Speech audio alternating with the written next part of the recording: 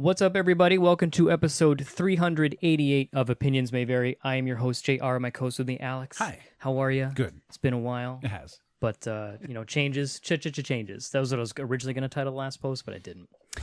Anyways, joining us this week, we're pretty excited for this one. This is one that we actually tried a while ago, but timing just never worked out. But we figured, hey, let's try it again. And here we are. We're very excited. Waiting patiently on the internet machine is Anthony Misiano, otherwise known as Harley's Joker. Anthony, thank you so much for coming on. Oh, thank you very much for having me. That's how he talks, by the way. The whole pre-show. The entire time. Yep. It's a wonderful opportunity for my fans to finally hear my voice and not just see my face. You know, it's really a big day for me. I'm very happy. Thank you so much. This is shaping up to be the interview of the century, and pretty jazzed. So that's his other voice. Yes. This is the fake voice. Yeah, this is the not phone voice. It's when I make serious calls that I use the other one. Like the bank or bill collectors. Hello? They'll just hang up and leave. Oh, we have the wrong number. Yeah. Student loan? Hello? Yeah. Never heard of them. So anyone who probably listens to us, because a lot of our episodes focus on comics and comic books and comic book movies, video games, a lot of different things, they've probably seen our guest's face a number of times because he's easily described as the internet's best Joker cosplay. And in some of our research and reviewing a few things, we caught an interview from like back in 2013, I believe it was. At a PAX somewhere? Yeah, I don't remember which PAX. It didn't say which PAX it was. But, that was PAX Prime in Seattle. Ooh. Is that because you were still in San Diego at the time? Well, no, that was actually, I did live in San Diego still at the time. That was shortly before I left. But that was because I just won a contest to get flown there. Because I don't have any, money to just throw around. So I didn't have a way to really travel to conventions. So I just went to local cons up until that point, but I won an online contest, and so they flew me up there. Huh. It's pretty cool. We're from New England, so we're kind of lucky and spoiled because we're in between Boston and New York. So there's two real big conventions that we could get to really easily, and then we think of the side of the country. So like, yeah, California and then PAX. It's like they must be what, like 2 hours from each other? Yeah. No. Although fun fact about winning contests, they don't tell you is you still have to pay the taxes for whatever the worth of that winning was. So if you win a trip that's worth like $25,000, you owe the taxes on that $25,000 trip that you won. That's interesting. You know what? I'd always heard the people on The Price is Right, they just sold the car that they won because they can't afford it. But I never really thought. I always just figured, oh hey, you won admission, like you were gonna fly you out to this whatever show. I just figured that was. Here you go. The entire audience was angry at Oprah because she gave them cars. Yeah, because essentially what ended up happening is that they all got billed for the value of the car, and so like they didn't have to pay for the car, but they had to pay for what the taxes would be on that. Yeah, it's a shame. And well, I'm glad we brought things down really low real fast. We're learning. So sorry. We're all learning. They're like, we saw you at this convention. I'm like, I owe money. Like, that's where I went with it. I'm sorry. It's fine. This is great. I like learning things. What I meant to say was, it was lovely. I had a great time. No, I did have a great time. And if you've never been to Seattle, there are as many Starbucks as you would imagine. It's insanity. It's like someone took a box of glitter and tossed it over the city, but all the little pieces of glitter grew into Starbucks. So all the stand-up comedians they're not lying. They're not shitting us. No, Seattle, there is a Starbucks on almost every corner. It's cartoonish. Yeah. It's like Dunkin' Donuts here in New England. Practically. Yeah. One of the things that came up in that interview was you like blatantly just came out and said, I'm not a cosplayer. And I feel like a lot of people would be shocked by that, but we've only ever seen you as the Joker. And people who don't like do further research or look into what you do or look into your hobbies or whatever, they won't know that like how much acting you do or how much work you do. And on top of like just going to a convention, taking pictures, it's like, well, you can buy his amazing prints too. And And it's like the amount of work that goes into those, because I've seen some of your posts on those, and like that's Yeah, we're gonna talk about that. We're gonna get there in a little bit. Even those are incredible. And but I understand it's like, well, if you only do the Joker, if you don't do other costumes, then what else is there to cosplay? Yeah, because I had never done it before that, and it was something that I didn't actually know even what it was called. I'd seen it because I lived in San Diego. It's where I was from, and so San Diego Comic-Con, sort of the mecca of all comic conventions and what started them really, was always around. And I'd gone to it, year after year because I was just a fan of pop culture media and all that, and movies and comic books and art. And so I saw people dress up and I thought, gosh, that looks like fun. I would love to do that because I always got into Halloween. That was my big holiday every year. And I would spend 3 to 6 months every year working on whatever my Halloween costume was going to be. But that was it. It was a one day and then it was done. And I started working on one for Halloween 2011. And it was a Joker costume. And I was tinkering with it and working on it for about 4 or 5 months. And then finally Halloween came, and it wasn't quite where I wanted it, but it was good. And I wore it out, and I liked it, and I won like a costume contest or two. And that was pretty much as far as I was going to take it. And I thought, man, I should do this again next year and actually strategically plan what costume contests at what bars in San Diego pay out the most if you win, and just make a killing, make back some of the money I spent making this thing. And that was kind of my whole plan. And then I just thought to myself, I was like, I bet people would really dig this at Comic-Con if I wore it there. That might be fun. And so I continued to work on it and fine tune it, and it was finished in June 2012, just about a month before San Diego Comic-Con that year. And then I wore it there, and I had no idea that it was gonna kind of blow up on the internet. Something people message me about a lot and ask is, how do I gain followers, or how do I get more likes, or how do I whatever? And I was like, I have no idea, because I never specifically tried to. I never sought it out necessarily. It just kind of happened. I just got really lucky in that, particularly from that first outing in 2012, those photos just went viral. And still, images from San Diego Comic-Con 2012 of me are still the images you will see of me the most. If you do a Google search of that, or just of me in general, that's what you're going to see. If you see, there's like this reaction GIF that's just out there, and that people use as a reaction, and it's of me from that Saturday. So yeah, it was kind of crazy. Like the photos of me as the Joker at San Diego in 2012 were on the cover of like Yahoo's on the cover of Yahoo, like the front page, the news page, front whatever. Page of Reddit.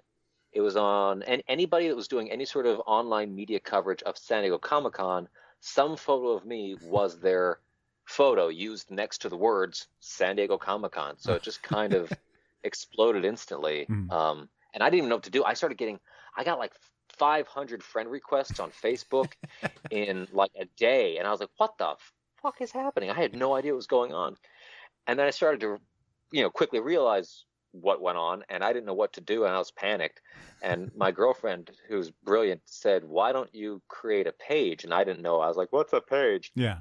So I then created this Facebook page for it, made my page private with one public post that just said, hi, if you're trying to find me for joke-related content, go here. And then it just, within a week, I had like 20,000 likes on Facebook. On the page. And that was, yeah. So that's the start of that. For what it's worth, I did some good night, everybody. Thank you. That's it. That's all the time we have. I did some quick investigative research because I'm so skilled like this. While you were talking, you mentioned Reddit, and I dabble in Reddit. I searched Joker cosplay, and I narrowed it down to top posts of all time. The first 2 posts are of the same cosplayer cosplaying Heath Ledger's Joker. The third highest ever is you. Hey, and that's why I'm on this podcast. Number 3. Number 3, baby. That's what we aim for. And then I've already seen you another 3 times just scrolling in like the top 12. So you're all over Reddit. So let me rephrase that. Number 3, 7, and 12. But I mean, what's cool is that it's from what I can see, they're mostly like different pictures too. I don't know how to get here, like being a social media darling. It's like, well, you're up to almost 180 followers on Facebook. 100,000. Yeah. 180,000. Yeah. Yes. Yeah. Missed the Yeah. K there. That's anyway. although to be fair though, that's been over the past, Jesus, like almost 7 years. And so while that number is what it is, there's maybe ever only a couple thousand people who are actively paying attention because they're the ones who most recently clicked like. I mean, think about the number of random pages and things that over the years you clicked like. You don't go back and check on them every day, and they don't show up in your newsfeed most of the time, especially if it's been a while. So even if the number is big, it means, over the last 7 years, enough random photos have gotten out to about that many people who went, oh, that's cool. And I think most of them have moved on. Good old algorithms. I'm sorry, I'm not good at talking myself up. I'm very humble. Sorry. I mean, brilliant, handsome, humble.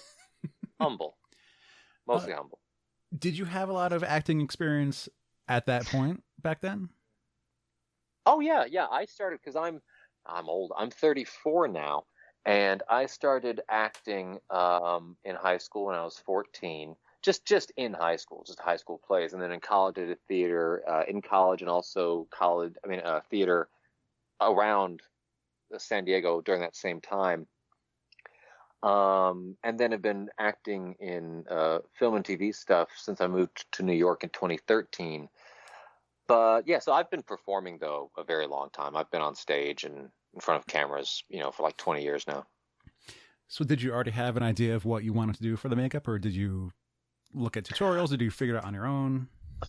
Well, I've always been able to draw, and that's been in my back pocket my whole life. I started drawing and painting stuff before I can remember. My mom tells me that, when I was a toddler, I would take like lipsticks and different makeups out of her bag and like draw on the walls and stuff with them. And so finally, when I was, I think 3, she put pencil and paper in front of me and said, "Here, do it here," as she, baby wipes off a wall somewhere.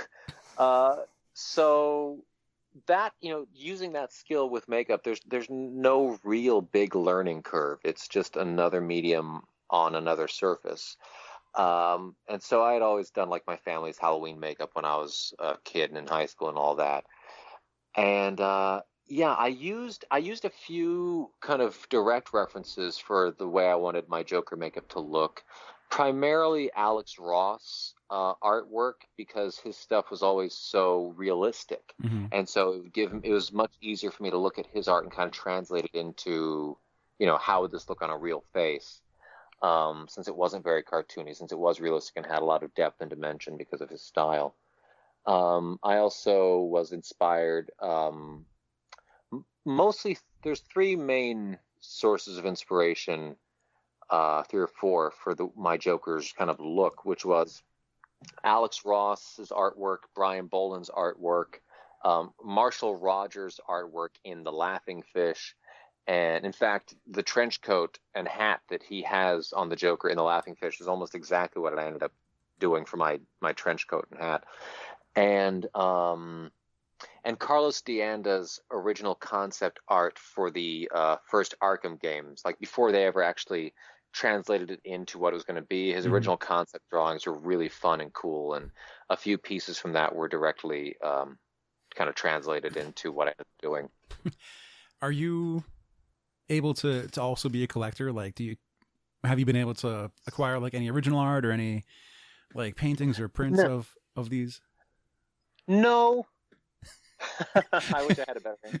No, I mean it'd be cool, but the cost is what it is. And I'm a frugal person. I'm a very practical person. I like to make purchases that are practical and functional. And because the few times that I haven't, that I'll get something and go, oh, well, we'll totally put this on the wall, or I'll totally use this lamp, and then I ended up never using it. I just feel like shit. I'm like, well, that's just a waste of money. So I'm very practical in that way. I mean, I have, of course, gotten a number of pieces, like just, lithographs, whatever, signed. And I'd say the best thing that's come out of the popularity of the cosplay was that for a couple of years there, I got to be a guest at several conventions and meet comic book artists who I was fans of. And a lot of them really got along with me great. And I got to kind of make friends with some of them. I'm friends online with a number of them. And it's been really, really great to have that, that connection, that rapport, and that conversation with these people who I've always admired. And I think there's a benefit to the way that I and my partner, my girlfriend Alyssa, who does Harley Quinn, the way that we approach it, because we both draw and we both illustrate, and that's kind of something we've both always done. And so in our images and the photography that we do and the images we create, I feel like that comes across. I feel like you can tell that it's not just, standing outside somewhere looking cool with, someone snapping a bunch of photos. It's actually like these cultivated, worked on pieces. And because of that, a lot of comic book artists have become fans of those images and like what we do and see the work that goes into it. And that's been the greatest part, is, getting to meet and connect with people who I admire. One of the videos that I had watched of another interview that you were doing, and you had explained how the two of you have drawn your own costumes and, made your own fashion drawings essentially, and then had someone else make your outfits for you. God, I want to be like, how much does that cost? But that's a dumb question to ask. No. It's a process, right? So sort of the process starts with, I guess I'll see if I can do the short version so we can hit a few other topics because I tend to ramble. I'm sorry. The short version, I guess, is, you have an idea, you do some research, you find some inspirational images, you source things. It's the same with, like, if you're doing a film production, you create a mood board, you create a collection of images that all inspire you for some reason or another. And then from that, you go, okay, where does this take me? What are my ideas that I want to bring to this? How do I want to meld these together to create something that feels right for the direction I want to take it? And, you design it, you draw it out as best you can. And then from that, you start figuring out kind of, okay, piece by piece, how do I go about making this or having it made or whatever else? And with, as an example, the Joker suit, some pieces were bought and augmented, like, the gloves weren't made from scratch, but they were heavily altered.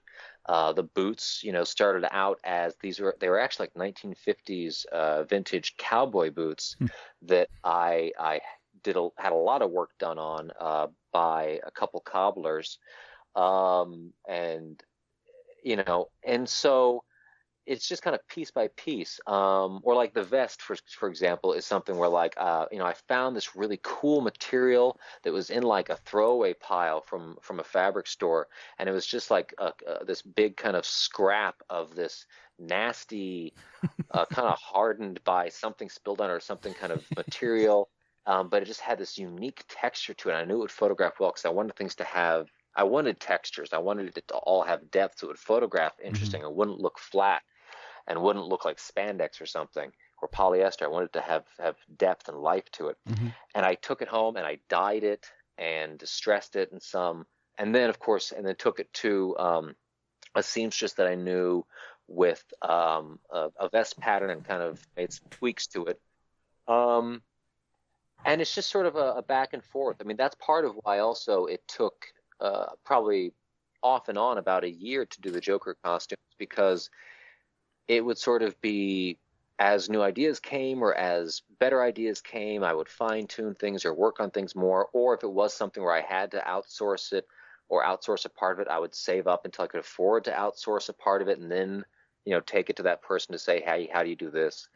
Because unfortunately, the one skill I don't have is I don't know how to sew. I wish I did. I don't know how to sew. So I have someone else do the sewing. But even some of the pattern making we did. I remember for things like my lapels and my coat tails, or even like Harley's collar, those all started out as actual butcher paper patterns that we made that were like, okay, this is the shape and dimensions we're going to use to get the pieces of fabric made from. So yeah, it was a very collaborative process, which I enjoy, which is a lot like making a film. You work with a team of people to help bring a vision to life. Man, That sounds so fucking pretentious. Wow, to bring a vision to life. Jesus, I just gagged on my own words. I've heard worse. It's okay. But like you're right though. If your tails are off, I was watching an episode with my girlfriend. We were watching an episode of Sugar Rush on Netflix. Great, baking competition show. But like one of the contestants, when it's like doing the little thing where they show the kind of montage of them talking about themselves and their work, and it was like a husband and wife couple, and I guess like the husband does the baking and the wife does the decorating. And at one point she said, "I'm a visionary." And then she proceeded to make the ugliest, like, little fondant thing that you couldn't really decipher what it was supposed to be. But the fact that someone was actually saying out loud from their face the words, "I'm a visionary." Stanley Kubrick never said, "I'm a visionary." Mm-hmm. He said, "I got to get this shot. Here, move over." You don't say, "I'm a visionary." So anyway, sorry. Jared, note that down. Make sure I don't say that. Yeah, I'll make sure to call you out on it. Yeah. What I'm trying to say is I'm a visionary. No one's gonna deny that. It's not having, if you didn't size your coattails out right and like your coattails were just not, that would be such an embarrassment. I couldn't even imagine. I wouldn't be a visionary. Exactly. That's how you lose visionary status. That's true. Is by visionary. It's called visionariness, sir. See, I just lost mine. You lost your visionary card. At what point did you decide to start taking the pictures and selling the prints on your site and just, like deciding like, well, I love this cover. Right? You're talking about the. Okay. What? Sorry. No, I said you're not referring to the pornography, right? You're talking about the. We'll get there. We'll get there. We still got time. Well, I started doing that. I think I just hadn't thought of it. I hadn't thought like, oh, people would buy an image of. And at first, I kind of felt gross about it. I felt, mm-hmm. I don't know, like, why would I sell a picture of myself? Like, why would I sell that? That's just weird. I think going back to the. What's funny is I keep using. I used it earlier. I used the word humble. I think more it's just self-hatred. There's a real difference between humble and self-hatred. I don't know if I'm humble. I think I just hate myself. So my hate myself was telling me, no, that's disgusting. Why would you ever do that? Uh-huh. But then enough people, after a year or so of the cosplaying stuff, would message me and ask and things like that. And I finally decided, okay, well, I guess it's time to do it. And but as far as what it evolved into and where it is now with these sort of bigger pieces that we spend a lot of time kind of creating and mixing layers in and planning out for like sometimes even months, that was sort of just a gradual evolution. I think, it started off as just here's a singular cool shot, taken with, one click of a shutter. And then it became a thing of like, well, I want to fine tune this a little bit. Let's maybe edit this some. And then it became a part where I would realize that the image I had in my mind or what I wanted to create, especially if I was doing a recreation of a pre-existing piece, I realized I wanted it to be so perfect that it would be impossible to take in one single shot. So I would have to take many carefully staged shots and piece them together. And so it's sort of like the whole necessity is the mother invention thing. It was necessary for what I wanted the end result to be for me to put that kind of work into it and that kind of planning into it. Otherwise, I wouldn't be happy with the finished result. Mm-hmm. Yeah. Because those, just having seen them and being like, oh, that looks neat. And then like at some points I've seen your progress or I've seen you talk about like, well, this is combining X many images. And I go, oh, right. So the Batman that's like strapped to a playing card and there's a giant Joker with a huge spotlight like that. That's actually, that can't be real. That's a guy that's like a friend of yours or an actor or whatever being Batman on the card. Yeah. And like, it has to be a separate image because you're CG. Huge. Like you look at it and you're like, that's not CG. That's photos. But yeah, how in the hell is this real? Like even the title looks physical. Mm-hmm. It's a physical thing. Hey. Thank you. That part was CG, and that was part of why that image actually took me longer than any of the others, is because I didn't know anything about 3D modeling. That was new to me. So part of why that image took me months and months and months to do was because all of like the cityscape down below and all the lettering, I had to 3D model. I had to create digitally, and that was fucking nuts. That was just insane. And then like to light it digitally and get it to match the lighting in the photographs, and that was a big bit of orchestration and planning and just a lot of strategic work. Yeah, that was crazy. But thank you for liking that. That was actually one that I was a little disappointed at the reaction to. It didn't end up being as popular online as I had hoped it would, just based on how much work you put into it. But that's always the case. You know, you can spend months on some, you know, big extravagant piece that you're really proud of and go, this is the best thing I've ever done, and put it out, and you know, 100 people are like, that's cool. And then you can just take some selfie as you're waiting in an elevator or something and post it online, and it's got like 30,000 shares. Like, well, what the fuck is this about, man? I still remember. And then people message you and go, "Oh, I'd buy a print of this." You're like, "Fuck you." God damn I'm like, it. "Thanks, but you know, there's these images here that I put blood, sweat, and tears into, and probably spent $1,000 on stuff to make. You want it? You want that one? No? All right, that's fine." You want the elevator shot? Cool, great. Yeah, exactly. You know, it's humbling, but that's honestly the quote unquote secret to gaining likes, gaining whatever. It's just about creating content, just putting out new and original content. That's all you have to do, because you never know what's going to strike a chord with people, and there's no way to know. It's the way they do it television. Every year, every TV network green lights 30 new pilots and 30 new shows, and every year 29 of those shows fail, but one of them's a hit. And they believed in all 29 of the failures. They believed this is the one. We're going to put everything we have into it. We've seen thousands of spec scripts. These are the ones that, like, oh my gosh, they're going to blow the doors open. This is great. And most of them fail. But that's just the game. Just every year, you just got to keep putting out new stuff and putting out new stuff, because you never know what's going to strike a chord. Currently, I have two directions we can go in, and I can't pick one. What are you thinking? What are you thinking? Either we go to Arthur, or we go to acting and writing and creating. Let's do Arthur. Keep it on topic, because Arthur will be a short piece, I think. It'll be a short topic. So with all the work you're talking about that you've put into these images, just back in July, some news came out, and a very popular artist who's known for the Marvel Zombies books. He's known as the Zombie King, and he goes to conventions and take up other people's tables. I think we talked about that a long time ago. He's four tables deep, and just there's a bunch of prints. And it was found out that his cover for a store's copy of the Deceased #4 from DC was pretty much a direct swipe from one of your images. Yeah. And it's one thing to be like, oh yeah, it looks like a swipe.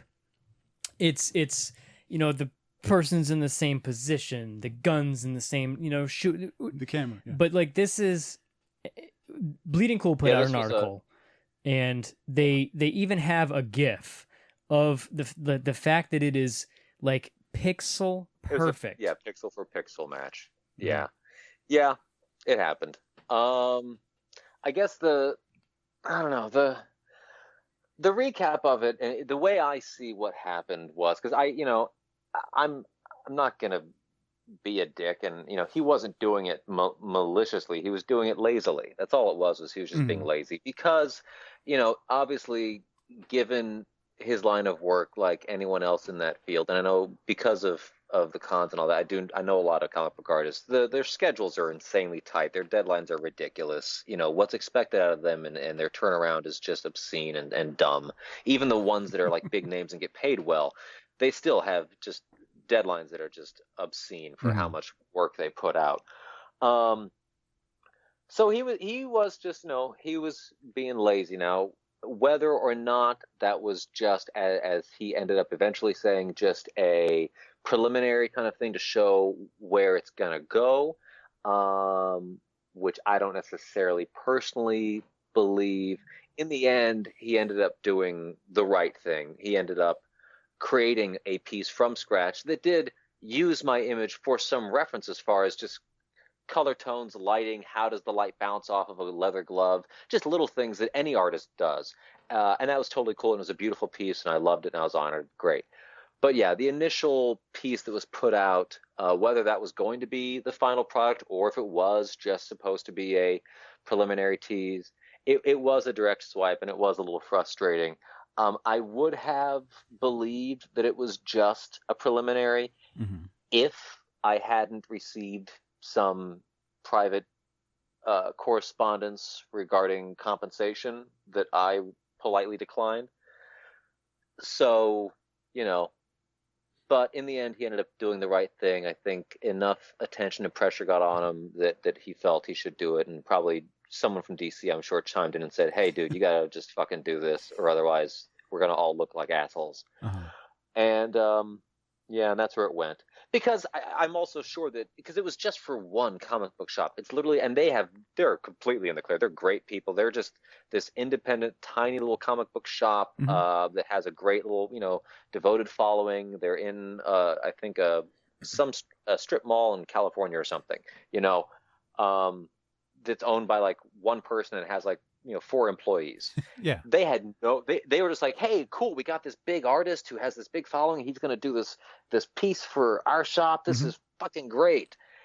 And then this ended up happening to them, and they got caught in the middle, which really sucked. But it was really nice because they ended up taking the high road when it first blew up, and being on my side and saying, "We've spoken to him. We're on your side on this. We don't want to bite the financial bullet," because of course they had to shell out money for the whole thing to be commissioned in the first place. Right.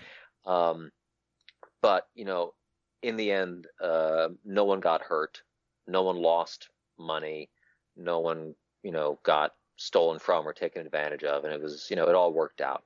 And I think the best thing came from it, which was by him finally putting out a final piece that was an original piece, and not getting away with putting out, the other. It didn't end up setting a bad precedent, because had the original quickly done piece gone out, it would have basically said to the world, this kind of thing is okay. Everyone can do this. Right. And that would have been terrible. And I'm glad that didn't happen. It all went well. And, I don't harbor any negative feelings toward anybody. I've learned a whole bunch just now, because that's like, as far as what I've seen on, what news sites that we follow, I didn't know he had done a new cover. Like, I didn't know he did a more like in-depth or more original version that hadn't been shown to us at all. He did.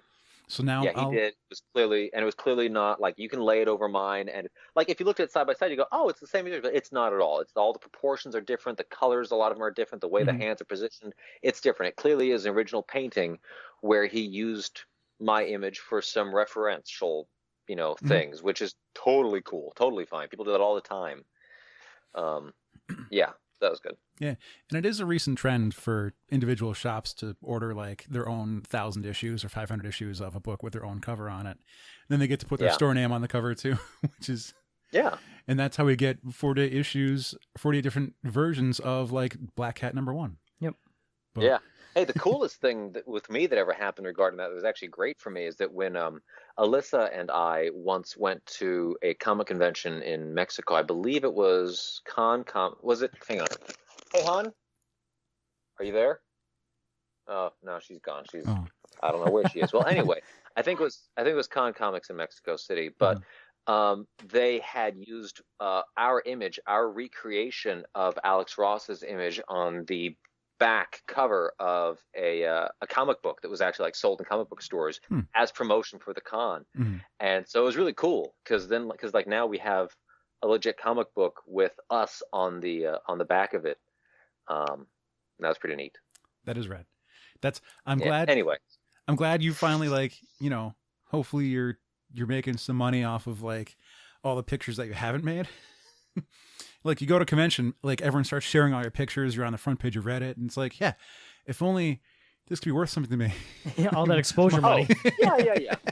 Yeah, I But definitely. I mean, I'm not. It's not something like I don't do this for income. Like I don't because I don't. Also, I haven't, with the exception of earlier this year. A couple months ago, I went to Germany Comic Con as like dressed up for 2 days. mhm, But before that, I hadn't been to a convention in costume in almost 4 years. mhm.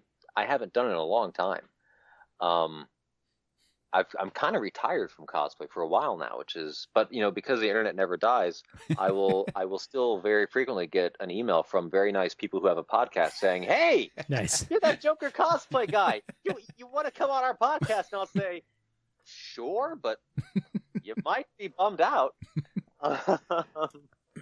But yeah, but no, I do. I like it's from the original images we make. We do Mhm. sell prints of those. We don't sell a lot. It's not like we're selling 1,000 prints of something. But every now and then, an image will be popular, and we'll sell maybe like 40 posters of it online, which is pretty cool. Makes us a few extra $100 for 1 month here or there, a couple times a year, and it's enjoyable, and it gives us an excuse to work on an art project. If we don't have anything else going on. And actually, that's the biggest sign that I have free time is if I start putting out more Joker images because I'm like, all right, I need something to work on. I'll do a Joker image, and that's usually what happens. But then if I end up having other projects, that's sort of my back burner. Like I love it, but it is always sort of Mhm. yeah, secondary. I'd be selfishly confused because as the years go by, I'd see like a new picture of you, and I'm like, he's got a beard now, he's got a mustache now. How is he gonna be? How is he gonna be a Joker? It's like he doesn't. You gotta do it. He can just have his life. It's okay. Yeah. I mean, I guess. Well, and it was especially crazy when I was going to conventions more frequently, which still wasn't a lot. I went to maybe at my peak, I went to I think 4 conventions in a year, maybe 5. I want to say 4. But that was it. That was at the most, I think, ever. But because of the way I was online, and this is, I guess, the only other piece of advice I could give to people with like trying to, gain a following online with, original content, is don't blow it all at once. Don't in one fell swoop upload. Here's the 65 images from this convention. Like, no, I would get business cards from everyone who took a photo of me, or I'd give cards actually to everyone who took a photo of me at a con.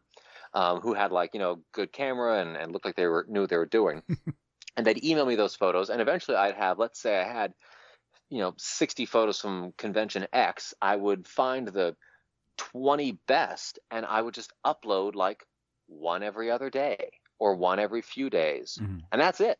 But that way, what happened was it looked like, my God, every day this guy's out somewhere doing this. Everywhere he goes, he's always. And so it created this idea in people's minds, even though like I would say like, hey, here's another photo from XYZ convention in January. People won't read the captions, they just see the photos. And so everyone thought that like for 3 or 4 years there, that just every weekend I was at some convention just doing the Joker thing, and this is my life. And really it was like, no, once every 3 months for 9 hours I look like this. I'm just really good at very slowly trickling out the media. Yeah. So There it is. Secrets. You enlightened us a little bit in our pre-show about like how busy you've been and some of the work you're doing. And one of the things I like to ask people, or that I've been gleaning, since we've been doing the podcast, is that to make it today in the in the world and in the industry, is that you have to be a jack of many trades. So if you can know how to take pictures, you know how to edit, you can act, you can write. Like, are all these like super necessary, or can you get by on like maybe if you're pretty good at one thing, or do you really need all the tricks now? I don't honestly. I don't know if it's just a now thing. I think for a very, very long time, the more skills that you genuinely have, the better off you're going to be. I mean, you look at people who, made it in the industry, 10, 20 years ago, people like Edgar Wright. Well, I mean, Simon Pegg as an actor. Well, he's also a writer. And in fact, most of the things that he became known for and popular in are things that he wrote. Seth Rogen made it in things that he wrote, content he created. You need to be able to, whether you're a performer or anything, you need to be able to, in some way or another, create your own content, because no one's going to come knocking on your door, asking you, hey, you want to come work for us and we can give you money? No, you have to get people's attention. You have to create content yourself in some way or another, and give people a reason to remember having seen you. You need to, and it's the same thing with, that thing I said before with the Joker Facebook page, as far as always just put out new content because you never know what's going to stick. It's the same thing in any field. You just always have to put out new content, because eventually something will strike a chord with someone that'll hopefully lead to another job. But even after that point, you still have to keep it up. One of the things the few times, because I don't know if I said it since we started recording, but like I make my living as an actor in New York, and I've gotten to meet one or two or three, like quote unquote famous actors. You see them walking around New York a lot, and every now and then you can muster up the courage to be the annoying person who's like, hi, I just wanted to say. And or if you're, you meet them at a convention or something, and there's this idea I think people have in their mind of like, well, once you've quote unquote made it, once you've been in some sort of big thing, from there on, you don't have to work at it. You don't have to hustle. Work just comes to you. And that's not the case. Tom Wilson, who's best known as being Biff Tannen in the Back to the Future movies, but who's a great character actor and is still working today and is constantly in movies and comedies and TV spots. He does episodes here and there of different shows, or he'll be in, like he was, in the movie Heat. He's been in, not Heat, The Heat, the one with Sandra Bullock and Melissa McCarthy. He's always popping up in things.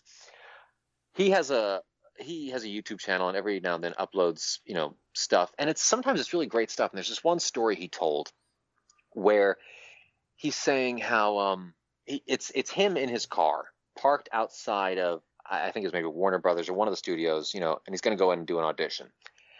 And he said he's parked in his car, and he's telling the story how, like 20 years ago, I was parked right here. It's before I got Back to the Future, whatever else, and I was parked right here. And I look in I look in front of me, and there's a car parked in front of me, and it's this old guy with gray hair, and he's running lines. And I thought to myself, God, I don't want to be that. Yeah. I don't want to be at that age and still having to hustle and still having to run lines in my car and be nervous for going in. And then the guy opens his door, and it's Roddy McDowall from like Planet of the Apes, and who at the time in the 80s was like still a name actor who was constantly in feature films and on TV all the time. And he thought, and it was just such an oh my God moment. Oh, right, that's your job.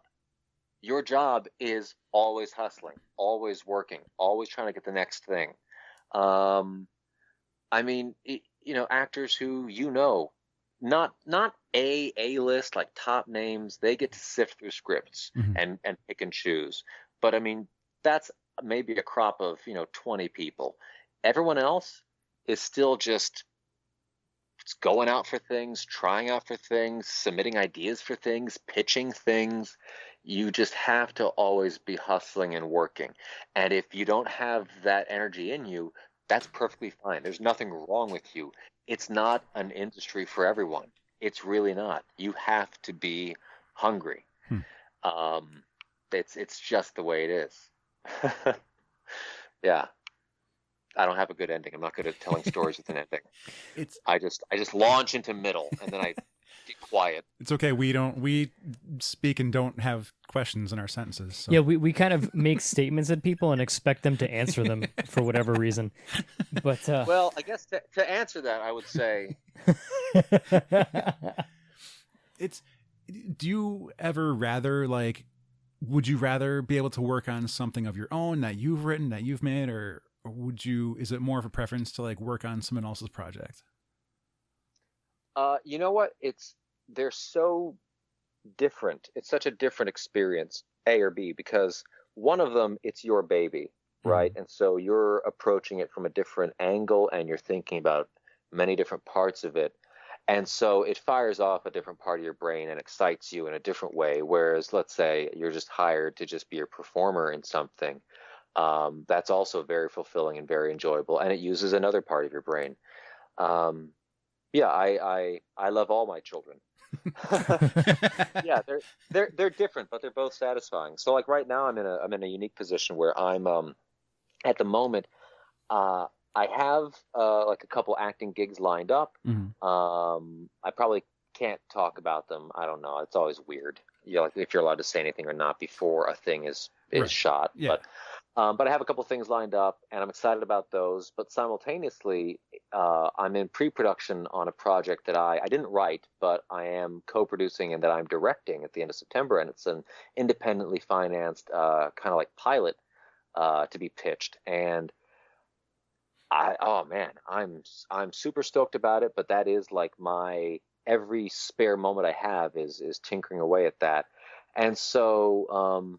But I love them both. They both use very different parts of my brain and my wheelhouse of internal tools. Yeah. As we come up here toward the end of our time here with you, Anthony, we do like to give people a moment or two to kind of pitch, ponder the bigger questions. Ponder the bigger questions in life. Why also, are we here?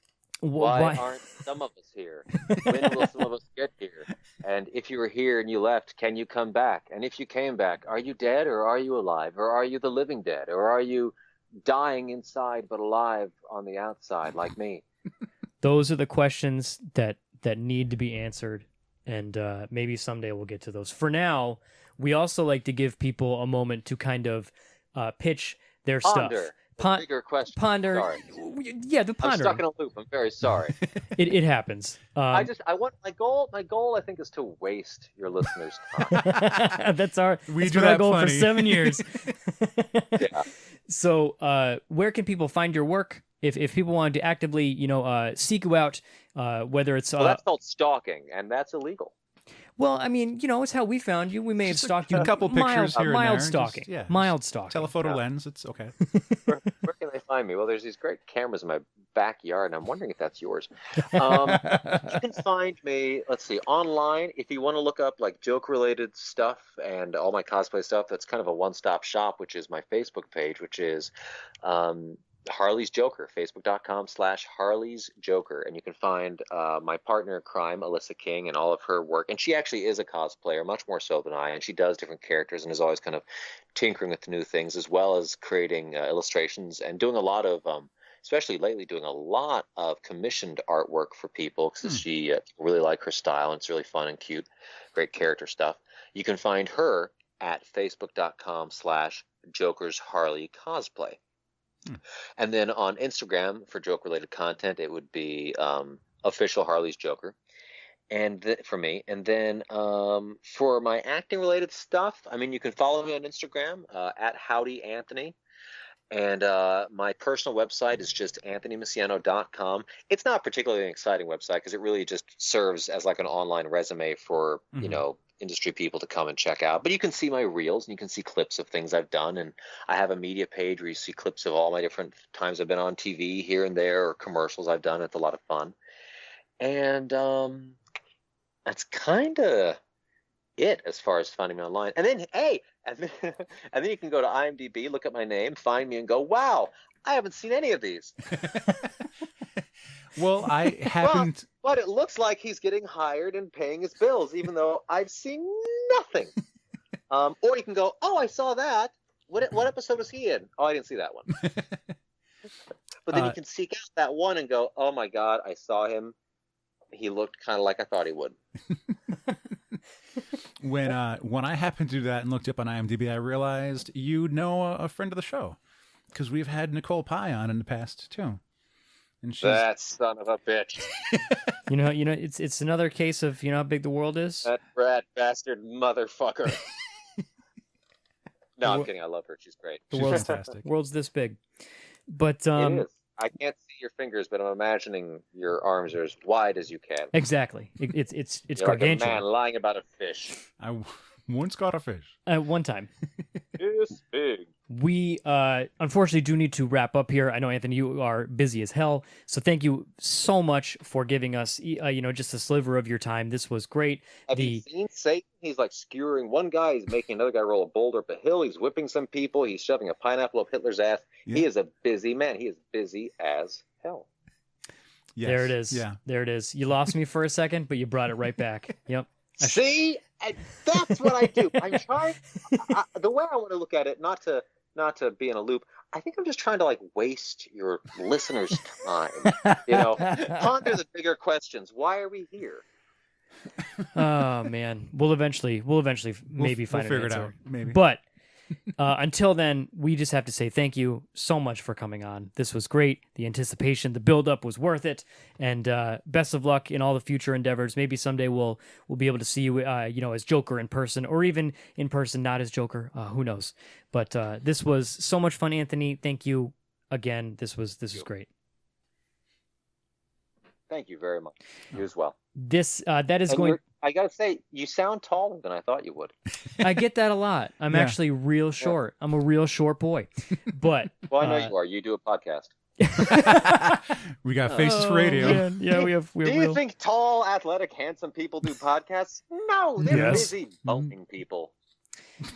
Yeah. And getting job offers that they don't deserve. Now that it's been real, we're getting real again.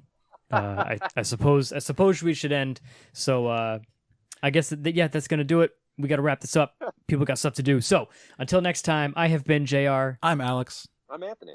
And this has been episode 388 of Opinions May Vary.